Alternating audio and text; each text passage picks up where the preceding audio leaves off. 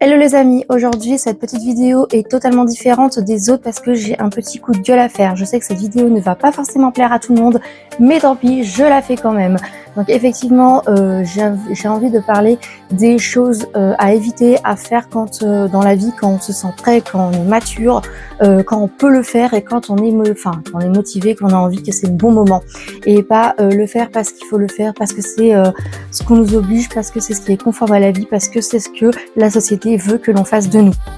Voilà, j'ai beaucoup réfléchi ces derniers temps et cette prise de conscience m'a fait réaliser qu'il fallait que je vous dise ces choses-là. Je sais que ça va pas plaire à tout le monde, je sais que je vais être détestée par des gens, mais tant pis, c'est comme ça. Alors la chose numéro 1, effectivement, c'est d'avoir un enfant. Avoir un enfant, ce n'est pas quelque chose d'anodin, c'est quelque chose qu'il faut avoir réfléchi, ça coûte cher, ça prend du temps, il faut être mature, il faut être prêt pour avoir un enfant.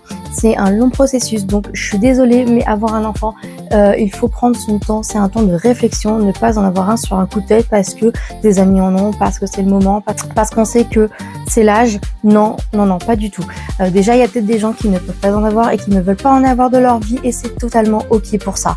Voilà, moi j'ai eu ma fille à 22 ans, j'étais pas du tout prête, j'étais pas mature et je sais les erreurs que j'ai commises. Donc à ne pas reproduire.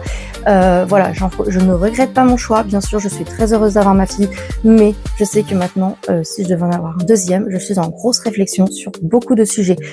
Numéro 2, c'est acheter sa maison ou son appartement.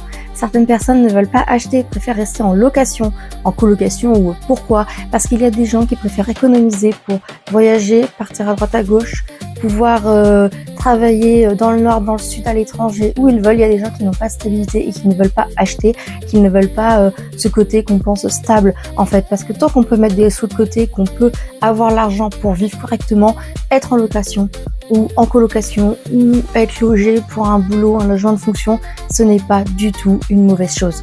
Donc je suis désolée, mais rentrer dans le moule à dire entre 25 et 30 ans, il faut acheter, non, je ne suis pas d'accord. Moi, j'ai eu la chance de pouvoir acheter à peu près à 26-27 ans. C'était parce que les conditions me le permettaient dans ma vie. Sinon, je n'étais pas du tout motivée de base à acheter ma maison. Et ce n'est pas une mauvaise chose pour ma part, bien sûr, mais tout le monde n'a pas les mêmes projets que moi.